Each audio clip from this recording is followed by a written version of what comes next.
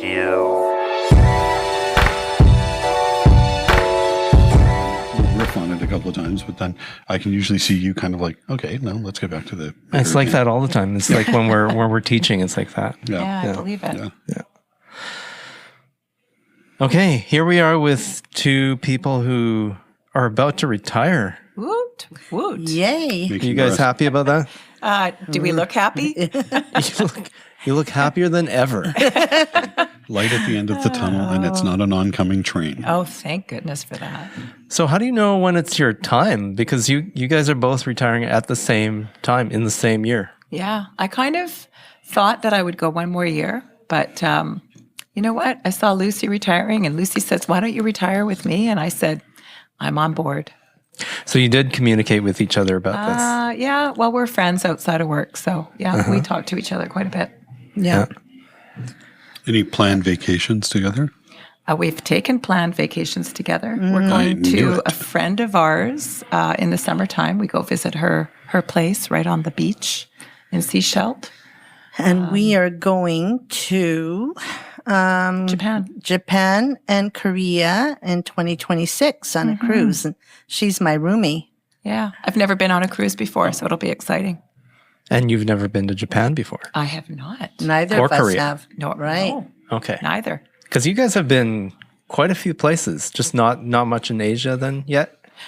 We did Thailand and And Vietnam. Vietnam. Yeah. Okay. Yeah. We loved both. Vietnam is beautiful. We'll make good notes about Japan because it's our next destination. Is it? Yeah. When are you going? I'm going to guess probably 2 years. Okay. Yeah. So about the same time almost. Yeah. Probably 2027. 1 year. Well, we got 1 year. Yeah. One in October Is 2026. it October? Yeah.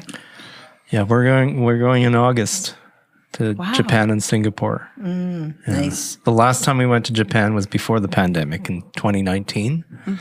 And you guys will love it Yeah, Yeah. that's Yeah. what I hear. because it's so different. Yes. Yeah. I've heard Different that culture. time and again. Yeah. Yeah. Everything's it's just eye-opening, which is what you want when you travel. You don't want things to be exactly the same as here, right? No. You want to experience new food, new culture, new languages, new things to see, new ways of doing things. Yeah. That's the whole point of travel. Yeah. Is trying new things and seeing how different people around the world live and how they communicate and how they How they get on with their lives and how Yeah. they interact with their family and friends. Very different. So you guys must have having traveled together and apart, some really interesting travel stories. Oh, none that we can share on this podcast. we should really? tell them You the one. you are arguably retiring. So there's no We trouble should to be tell them had. the one about the synchronized swimming. Oh, yeah. That's for you. Tell it. That's a great story. So we were in Vietnam, and we always have a pool. And we were And in one of our Hue. friends Hue, right? Hue. in Hue. Yeah.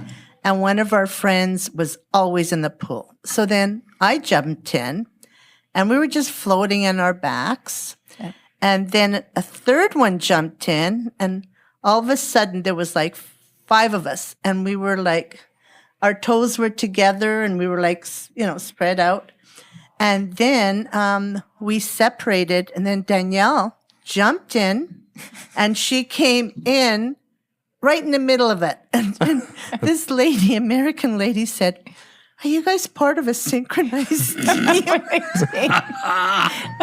And we just carried on like we were. Oh yeah, Yes, yeah, you we're are. touring. Yeah. But that was a lot of fun. one's always stands out. We're Yeah. in You the know. masters group. Yeah, we're the Yeah. exactly. Thanks a lot. Yeah. That yeah, means we they went were with impressed. 6 women. We were with 6 women. Yeah. Six There were of 6 us. of It us. was a ton of fun. Yeah. Yeah. Hilarious. Yeah. So have you been touring then together? No, that was the climax of That was of the one whole show. thing. Yeah, that was it. Yeah. That was it. That was our one show. That's too bad. Yeah, it was, but it was, it was very special. Very special. Yeah. And how do you build on that kind of public recognition, right? Yeah. Yeah. Yeah. Come home, then you get to explain to your family. Yeah. So we're going on tour. Yeah, it was fun. We had a lot of good It times. was fun. And it was like, I knew Daniela because we were playing tennis. I had just come back from China. We were playing tennis, and she goes, "Hey, you want to go to Vietnam with us next year? There's only 5 of us. We need a 6th one. And I went, we're on strike. And I just got back. I got no money. I got no money. And I said, send me the itinerary. And so she knew as soon as I said that I was in. Yeah. And so it was a great trip because now those ladies are friends of mine. Yeah. So we all get together every year now. Oh, many times, more than We once. get together like once a month for our birthdays. Oh, that's cool. Yeah. Dinners out. That's so much fun to have a group to, Yeah. especially after you retire, you need things to do and you've got a group to go to. Yeah. Yeah. I've also got a husband, so I'm sure he's going to want to get in on some of those trips. And Of we course. already have one planned. Of course. We're going to Costa Rica in February, so that's going to Very be fun. nice. Yeah. Very nice. Yeah. So how did you guys get started here? Let's rewind all the way back since we're at the end here of your careers here at Delview. Yeah.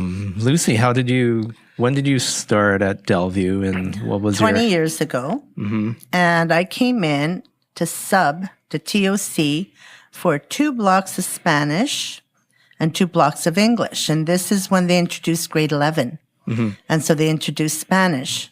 And so I came in as TOC. I didn't have a job yet. It was like my first, I just graduated from UBC.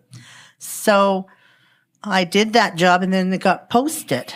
And then our principal at the time, Carl, I said, Carl, I'm really a Spanish and French teacher because I didn't want to teach English. Sorry, Daniela. No, that's me. So anyways, he reposted it as 2 blocks of Spanish and 2 blocks of French. And it was 0.57. I did that for a year. And then I went to interview at Delta Secondary for a position. It was like half Spanish, half French. And then Carl, our principal at Carl the time. Mosher at the time. Mm-hmm. When I came back, he found out that I'd gone for an interview and goes, okay, if I give you full time, will you come back? And I said, sure. So then the following year I had 2 blocks of French, 2 Spanish, 1 LST. And he goes, can you cook? And I'm like, of course, I'm Portuguese. I can cook. And he goes, okay, you have Foods 8. So then I had planning, Foods 8, LST, and 4 blocks of Spanish. And That was it. the rest is history. I've been here ever since. It's amazing how when you start, you get all these different things and then it just sorts itself out over yeah. time, right? Yeah, definitely. Yeah. Yeah. What about you, Daniela? Well, I was here a bit earlier than Lucy. I came in 2013, I think. No, 2003. Yeah, 2 years before me. 2003. Yeah. It was interesting because I just graduated from the B.Ed program at UBC, and I actually got on as a TOC in 3 different districts, so I was actually already busy. But I was working out Langley part-time. And over the summer, I kept my eyes open for any positions that were available, and I saw something happening at Delview, and I went, well, that's just around the corner. That's really close. So I came in to interview, and it was Carl Mosher, of course. And at the time, it was Jeanette Boulio who actually interviewed me. And ironically, she had been one of the sponsor teachers at Seaquam. So I already had prior knowledge. I already knew her as a person. Right. She was a PE teacher at the time. Yeah. And that's where I was doing my practicum. So I pretty much had it in at that point. So that was good. And came in part-time. I think it was at 0.86. I can't quite remember, but I remember having a block of math essentials, and math and I don't really coexist at all. But the staff here was just fabulous at the time. And I got Ron McNeil's folder. He just said, basically, here's your plan day to day. Oh, the staff here was really good at that. I remember first coming here, there were was so binders from awesome. everybody. Yeah. And Socials 9, I think I taught. And I think I probably taught just about every other room in the building. I know I did a lot of moving around at the time. Yeah. But loved the staff, loved everybody, old and new. And that's why we stayed. Yeah. You know, totally. like, Yeah. So I started here in 2003 as well. So Yeah, we started were in the first same year. Same year. Yeah. And was that was the year, was it that first year that we coached volleyball? Yeah. Yeah. It was my first year. And I got asked if I wanted to coach. And of course, PE teacher, you got to coach something. Yeah. So I took on volleyball, and I said, man, I would really like to have a helper, and think, you signed up as well. Right. And we had such a crazy group of boys. That was had fun. Boys volleyball. Yeah, that was fun. And if you remember, we were here during reconfiguration. Mm-hmm. We didn't have the big gym. Right. So remember doing We all had our the small practices gym. in the small gym. Yes. And then when the boys actually got out to play at different schools, it was almost like they couldn't quite figure out, like, they had all that room above and beyond Yeah. the lines of the volleyball court. And all of a sudden they were able to chase these balls down Right. that would have been basically bouncing off the wall in the small Exactly. gym. So it was really cool. But we won the district Yes, championship we did. that year. And Yeah. we played every single boy. Oh, Yes. because On the the team. coaching. Of course. That goes without saying. Yuill. Yeah. Yeah, that banner is still on the team. But I think we gym coached wall. the next year as well. And then I think that was it for me. Yeah. Yeah. And then I think we had a lull in the boys team because it coincided with soccer. Okay. And I think at one point there was more interest in soccer than there was in volleyball for the boys. Right. Because the seasons were at the same time. Yeah. So, yeah. And then I switched to girls. And then I helped her Yeah. coach. Yeah, we for coached years. together as well. Okay. So it's For really years. quite interesting. Yeah. Yeah. Yeah. Yeah. It's fun. It is lots of fun. How do you feel about all the extracurricular stuff that we must do as teachers at a school? I mean, coaching it's always been a tough sell because I remember when I did first start coaching with you, Yeah. I remember Marian Schlatter Yeah. approaching me in the hallway, knowing that I'm a new teacher. And she's like, learn to say no. If you don't want to do She it, said if that you don't to have you. time, Yeah, learn that's to say awesome. no. And I've always passed that on to other teachers. Like, I mean, don't say no to everything Yeah. because you gotta, you gotta impress gotta- people. But Yeah. at some point, you can't do your own job, which is teaching. Yeah. Which is Very the one well. you're getting paid for. Exactly. Yeah. If you have to do everything else, that's stressing you out. Yeah. Right. Yeah. What's the time? It's for me, it was never really so much the stress as it was the time. Because when I first started teaching, I had 3 kids that were in high school as well. And, well, actually, I think in elementary as well when I first started. So, the time that it takes to coach on top of your kids' activities, because all 3 were involved in, activities outside of school as well. Yeah. And it's the time. I remember going home late and preparing lessons at like 10 o'clock at night, which I could never do today. No, No way. no, that's sleepy time. Yeah, absolutely. So more energy back then, for sure. And that's the thing. It's like when you have your own kids at home and you have to get them to hockey and taekwondo and baseball, it makes it hard to commit. But I enjoyed volleyball. I used to play volleyball when I was in high school.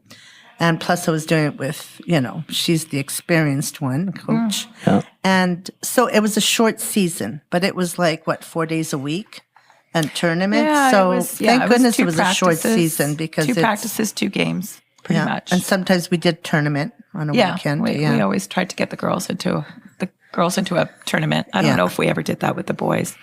Probably not. I don't think so. No. Yeah. But yeah, I coached basketball, and it was crazy when I first started. I think I got myself very committed into a lot of things. But slowly, as you said, started backing away from some things. We used to do the awards night. That was so much work. Yeah. And then I used to help out with the play. I used to help sell the tickets. And I remember Patty Hellman saying, once you commit to something at Delview, it's yours for life. And I went, Man, did I make a mistake? I know. So then I was like, no, I'm busy That's the enough. fine print they don't tell you. Yeah, I know. know. But you know what? Honestly, it's all these extracurricular things that we set up for kids that make school fun. So we got to remember that too, Yeah. right? Stuff Yeah. at lunch, the clubs that we, open our classrooms to, the intramurals, which I think we've kind of lost over the years, but there's still an interest now. I see things returning a little bit more. Yeah, and it's really cool to see the same kids you teach in the classroom act completely differently in, different aspects of their extracurricular lives. Yeah, absolutely. Yeah. I've always enjoyed that. I've actually enjoyed that in my teaching as well, because with a PE and English background and teaching those two subjects, some kids are great, at classwork, but not so great at physical activity, and vice versa. So you see different sides. Right. And makes you appreciate the fact that they're strong in certain areas, but not in others, just like any human. Absolutely. Right? Yeah. Well, that's the thing. Like when I do testing, like as I test all the kids at school, I always go, I'm just trying to find out your strengths and your weaknesses, because we all have them, right? Mm-hmm. Yeah. Mm-hmm. We don't like that word these days, do we, for some reason? Weaknesses. Strengths and weaknesses? Strengths, yes, but weaknesses, no. But we all have them. Oh, absolutely. Yeah. Yeah. So just at some point you need to realize that. Yeah. Yeah. So Lucy, you started way back when, 20 years you've been at Delview. You said you stayed here because you've really enjoyed it here and the opportunities you've had. You've never had any thoughts of taking off somewhere else? I did my practicum at Seaquam. Yeah. That's where I did it too. That was a huge school. And I found that it was very compartmentalized. Yeah, compartmentalized. And the thing too, like some of the teachers there were kind of very, I created that. It's mine, mine, mine. Mm-hmm. So when I came here, I remember okay, I'm teaching planning next year. I remember Daniela goes, here's my binder. So I just like the smaller school environment. I like the fact that I got to know everybody. Yeah. Whereas at Seaquam, it's like I'd go to the staff meeting and I go, oh, that's a teacher, because there's so many people. Right. So this suited my personality better because, I like to talk to everybody. Yeah. Yes, you do. Yeah. And I agree. I like that too. I like I don't know, there was just a connection with Delview right from the get-go. And the staff. The staff were fabulous. They were so kind-hearted.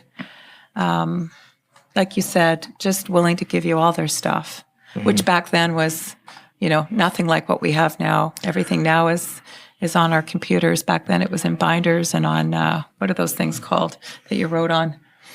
Overheads? Overheads. Oh, yes. Thank you. Yeah. Blackline Masters, and I got some floppy disks too. Oh yeah. I think I had some of those as well. Yeah. I know a doctor who can help you with that.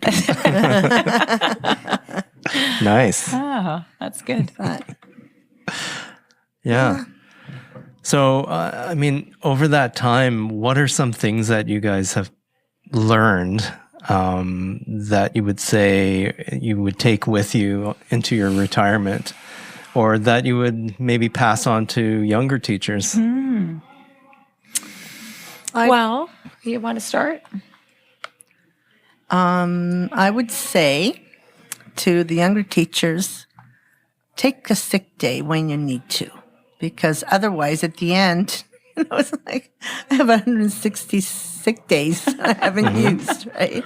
Do you feel you didn't take enough? Yeah, because we're really committed. Oh, and nobody else can teach Spanish as well as I can, whatever. And they're going to miss out on this, whatever. Yeah. But I've taken a lot of sick days this semester because I have LST blocks and, Yes. Not as and much one prep. Spanish, right? Yeah. So it's less prep, right? So I find that it is hard for teachers to take sick days. A lot of the times I remember dragging my butt in, feeling absolutely horrendous and just feeling like I needed to be there. And the fact that, it takes so long to write up a lesson plan. Well, this is part of it. And it is a real issue that we have. It's difficult. And if you just happen to wake up feeling sick, well, you were planning on photocopying before you got to class, and then all of a sudden you're not ready and you just feel like you can't take the day. Mm-hmm.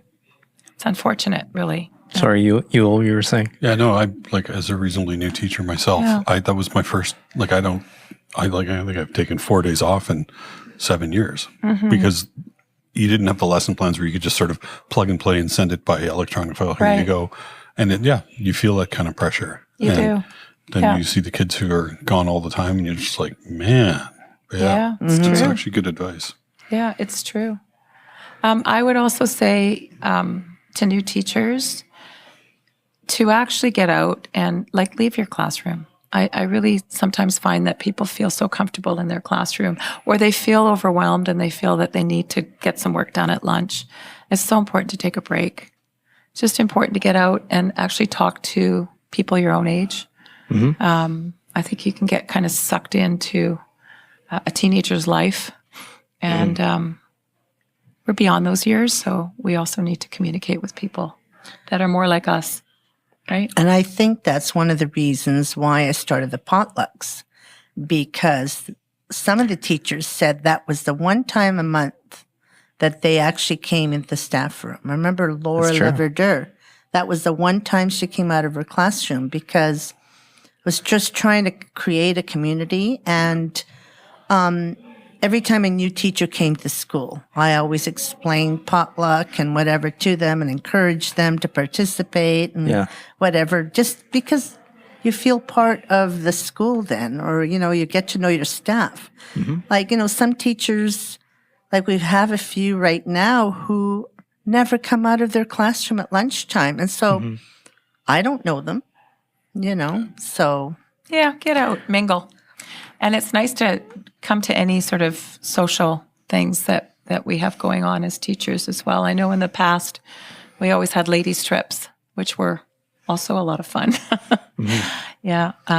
We'd go across the line, or we'd go to Harrison Hot Springs and just get away. Yeah, it we'd was go a lot of fun. Shopping in the States in November when we had that in lieu day. We used to go down there, like a dozen of us, right? We also used to go to concerts, rent limos, and go to concerts. In the day. You rented limos to go to concerts? That's awesome. Yeah, we'd all go up together. Yeah, it was Wow. fun. I mean, let's see. Nishi always came with us. Yeah, And, I remember Ken. I remember Vlad came to. Vlad came to Brian Adams. He Brian didn't know Adams. who Brian Adams was. Joe Hall came to. Joe Hall came as well. Brian Adams. Yeah. And Ken just loved it, even if he didn't know the artist, he just liked the atmosphere, and it's like. Yeah, it was a lot of fun. But we haven't done that in a few years. Well, even the Magical Mystery Tours, I sure missed those. Oh, I know. I miss those a lot. Fun. Yeah. Dave, do you know what that is? I do. Okay. I just think it's interesting as an interested observer, because this was before my time. I'd heard about this lore around the Magical Mystery Tour, and my only reference point is when I came out of pharma. When I joined pharma, they did lots of fun things, but the optics are always bad because you're in a position where I'm influencing behavior. Right. And yet now with social media, being a teacher, anything can be misconstrued so easily. Like, oh, you have a life, outside of the building, right? So I can see why. Yeah. Which is unfortunate. I mean, you're a human at the end of the day. Absolutely. So. And technology has certainly changed that, with everybody having a cell phone and having access to taking videos and pictures. And, that obviously we grew up in an era where that did not exist. So, you did have more of a private life than you do now, I think. Do you feel there are more issues in the classroom now because of technology, or has there always... I mean, in one way you could say that, but in another way you could say, well, there were other things that affected students as well when we first started here, right? Well, let's face it. I mean, being an adolescent means that you want to rebel in some way, shape, or form. So you're going to find your little niche and sort of get in there, right? So you're always going to have some behaviors that you don't want. What I found with the cell phone that was really tragic in terms of what I think about it is it really stops people from socializing with real people and keeps people indoors too much. I go out and I play tennis on a regular basis, and I look around me, and who's out on the pickleball courts? People our age, middle-aged people. Very few young people, unless they're in organized sports. So you just don't see them out there anymore. And they don't walk to school anymore. What happened to that? Well, You mean they get driven? They get driven. Yeah. Yeah, there's not a lot going on. Yeah, I wonder why physically. that is. Like even kids who live nearby don't. a lot of it is pushed under the guise of safety. Yes, it is. That must be it, totally yeah. agree. Yeah. Yeah. But Yeah. Because there's been some incidences where, parents have let their 10-year-old or whatever ride a bus and they've gotten in trouble or it's in the media. Like, how dare you do that? You know, there's murderers out there or whatever. There seems to be like, I remember growing up in the 80s when I would just take off, right? Yeah, me too. Take off on my BMX bike and be gone all day. And then just show up for dinner. Yeah, right? absolutely. Yeah, that was, I actually think that we grew up in the best of times in terms of freedom. You know, our parents had to live through a lot, you know, with the war.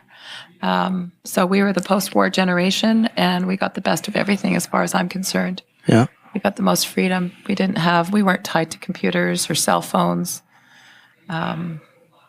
Nobody knew where we were and what we were doing. I don't know if that's a good thing or a bad thing. Or when it got dark. Yeah, basically. I think, I think like I grew up in small town Canada because my dad was military, and often it was the same thing. You know, be out the door, and as long as your parents had a sense you were somewhere in the neighborhood. Yeah. But it is also communicated when I got here to Vancouver. It was our first time to a big city.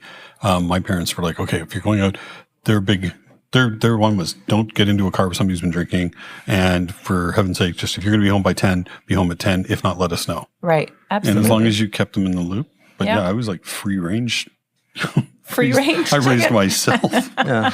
But I think that was the norm back then. Yeah, I think so too. A lot of kids would just do that. And felt kids safe. would just walk to school even when they were in elementary school. They would walk with their older siblings. You know, I walked to school when I was really young, when I was in elementary school. I don't remember my parents ever walking me. And, you know, growing up, we had one car, not 3 or 4. So Dad would take the car to work and Mom would bus it and the rest of us would get ourselves to school. So my mom didn't drive, but my dad was at work. So it was the bus or walk. Yeah. Did you both grow up in the Lower Mainland?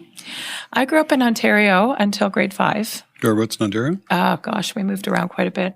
Guelph, Kitchener, but those were the 2 main ones. Hamilton. Yep. So I was quite young. I grew up with the snow, which I kind of missed when we moved here. But grade 5, and then I was born in the Czech Republic, which at the time was Czechoslovakia. So we came I didn't over. know that. Yeah, You a were lot of born people in do. the Czech? Oh, yeah, I was okay. born in Prague. Wow. Yeah, 1964. God, that sounds so long ago. So you were born there. You didn't really grow up there. No, I was 4 when we came to Canada. Okay. 68. Were you able to get an EU passport? An EU passport? Yeah. I don't know what that is. So it's part of the European Union. Were you eligible to qualify? They didn't have the European Union. Yeah, no, but now would you be able to? Oh, I'm sure I could. I probably could. I know my parents still have their Czech passports, and but as the world shrinks, As you the may world have different shrinks. travel opportunities. Possibly, I have never looked into it. I've been back. I've been back to visit. Luckily, you're retired, and you will have a bit of time to do that. Check it out. Yeah. How about you, Liz? Where'd you grow up? I grew up I was born in Montreal. Okay. But then when I was 1, I moved to Portugal and I was raised by my uncle and grandparents. And then I came back to Canada when I was 6. Mm.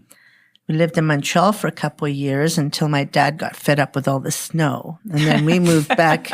We moved to the West when I was in grade 3. Okay.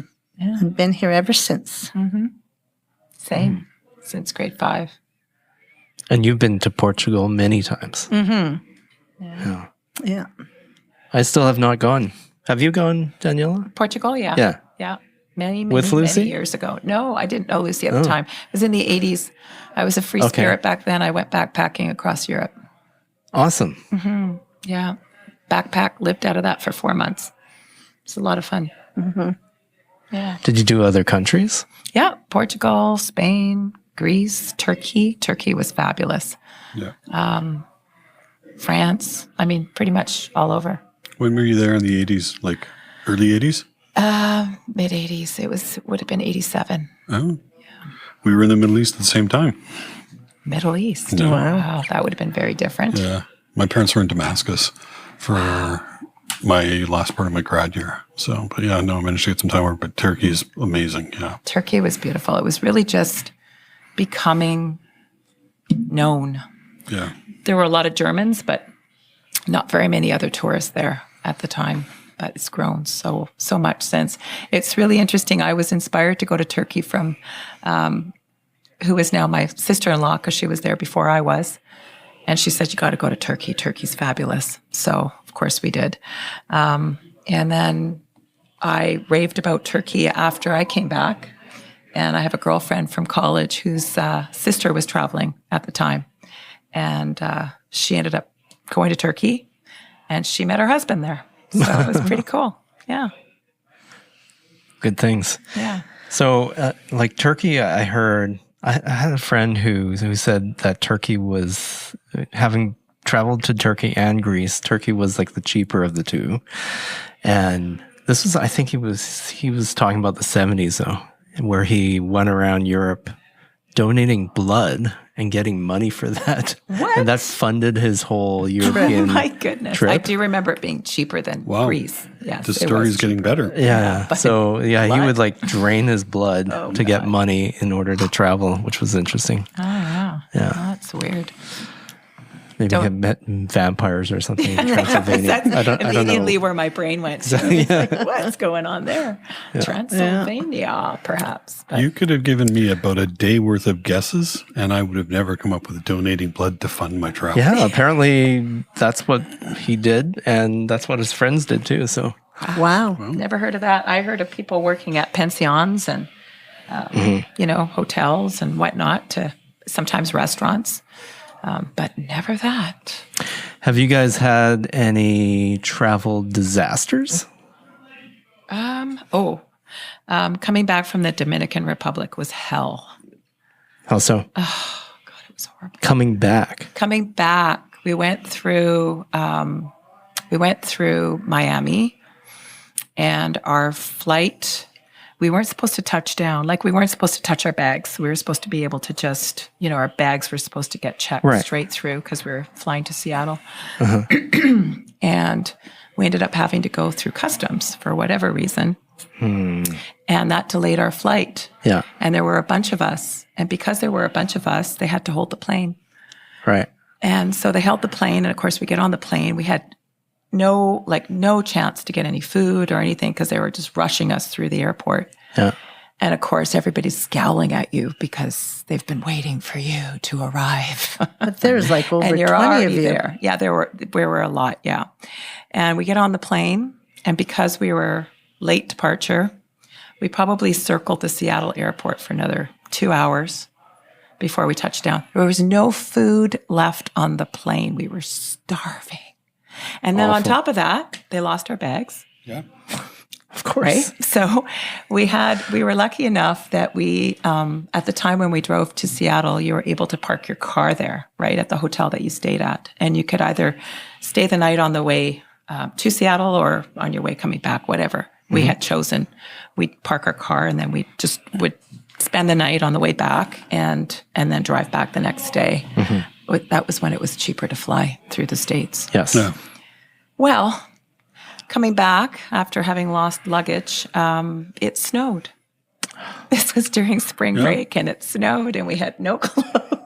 Awful. And it was horrible. And then the next day we went to the airport to see if our bags were there. Of course, they were not. Well, also coming back from the DR, you probably weren't prepared for cold No, weather. not really. No, I've learned a lot since then. I never travel without food, and I always make sure I bring enough clothing in my carry-on. I learned a lot from that trip, so I have to say that was a learning experience. But driving home, I kept thinking, because we had this old Dodge Caravan, right? Driving home back from Seattle to Vancouver, and it's blistering, it's snowing. It's like I'm just hoping to God that we don't break down, because I could just see us on the side of the road Your shorts in our and summer flip-flops. clothes, with our flip flops and everything else, freezing to death. So yeah, that was my one really bad experience.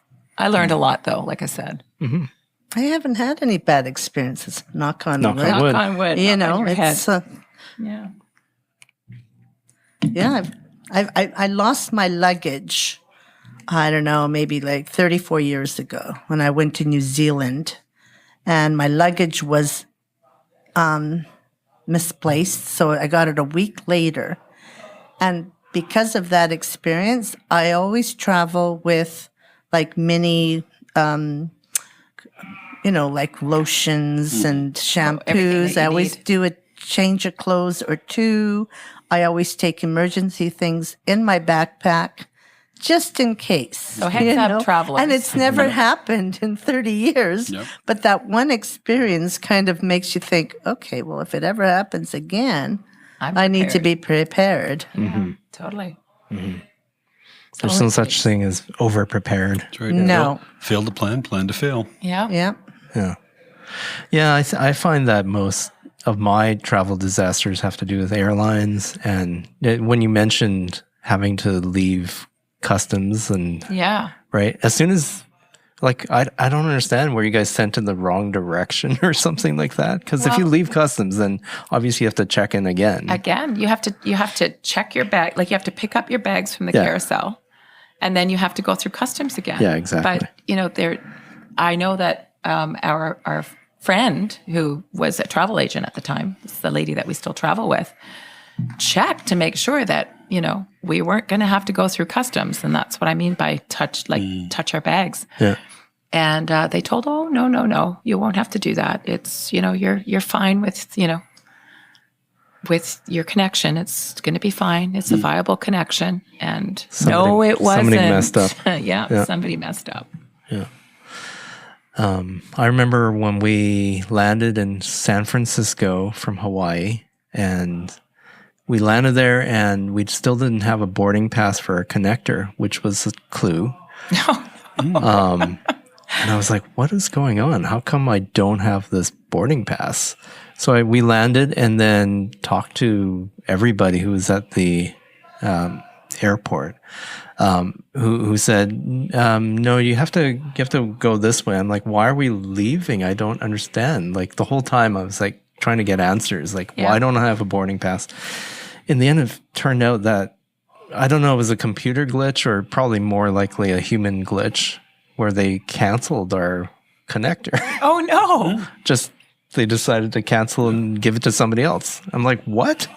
So we were trapped in SFO for 12 hours with two little kids, which was you had it worse than I did. Huge nightmare for us. Because in San Francisco, when we went to Maui the last time around, we touched down in San Francisco, and there just happened to be a windstorm at the time. Oh, so they left us. They left us on the plane because we couldn't on board, and because we were supposed to fly out. And they left us on the plane, on the tarmac, for about 2 hours, and that's the max that they're allowed to do that. So it wheeled us back in again. So I've had a few experiences, actually. Yeah. And, and so then they said, oh, yeah, we'll get a new crew. We just got to wait for the wind to die down, blah, blah, blah. Well, one thing led to another. The crew didn't come, and it was just a waiting game. It was a waiting game. It was a disaster. And I went, next time, I'm going to fly direct. No touching down. Yeah. Yeah. And also, I think I've made a blacklist of airlines that I will never go on. Yeah. Not a fan of United, right? Oh, thank you. No. That was the airline. Oh, there you go. Not a fan. That's on my blacklist. Yeah, me too. Yeah, there's a couple that I will never fly on. Yeah. Yeah. If you can get away with it. I know. I love true. the international ones like, Qantas and, Yes. Ava Air is beautiful. and what's the ones that go to Frankfurt? KLM. KLM and was all amazing. that. Lufthansa. Lufthansa, they're so good, right? Yeah. They're so good. I flew in Belgium Airlines of all to Africa. Wow. Yeah, on an Airbus. And besides the fact that my seatmate was challenging, I think that's a To nice say way the to put it. least. But it was really revelatory. They had really good food, really great service, and we had a quick stopover in Rwanda before we went on to Uganda, and they just basically pinned everyone in the bathrooms. Like if you were in the bathroom and they landed, they just pinned the door. So I learned that, and this crew came on. What do you mean by that? I don't So understand. like nobody's allowed. They don't want anyone off the plane, and so people were in the bathroom. They went in and they just lock the top pins, so you can't open the door while they clean. Oh. So on the way this plane was configured, there was 3 bathrooms right, like just across from where I was and forward, and then on the other side.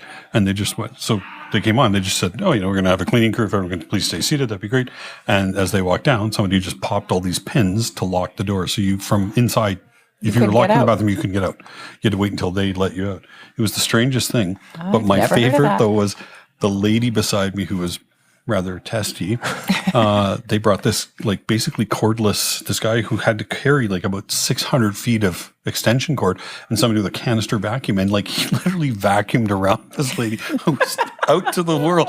I was like, that might be the funniest thing I've ever seen. And like, he's like moving stuff and just She didn't wake up? No, didn't wake up. Oh Shocking. my goodness. Yeah.